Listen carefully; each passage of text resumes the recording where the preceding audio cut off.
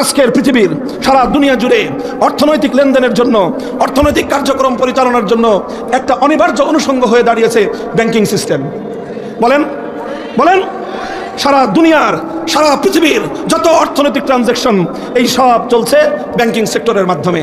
এখন তো তারা বলতেছে যে আগামীর দিনে ক্যাশলেস সোসাইটি হবে সারা পৃথিবী জুড়ে।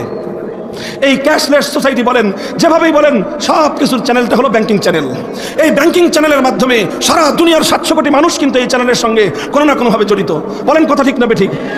এই যে ব্যাংকিং সিস্টেমটা সারা দুনিয়ায় পরিচালিত হচ্ছে এবং ব্যাংকিং সিস্টেমটা আজকের পৃথিবীর অর্থনৈতিক কার্যক্রমের একটা অনিবার্য পরিবহন হিসেবে, বাহন হিসেবে ব্যবহৃত হচ্ছে।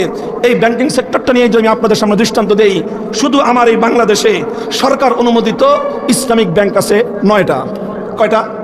ফুল ইসলামিক ব্যাংক, একেবারে টপ টু বটম যে ব্যাংকগুলো ইসলামকে অনুসরণ করবে বলে তারা প্রতিশ্রুতি দিয়েছে। বাকি কতটুকু তারা অনুসরণ করে সেটা তাদের ইমানদারির বিষয়, সেই জায়গায় আমি আলোচনা করতে চাই না।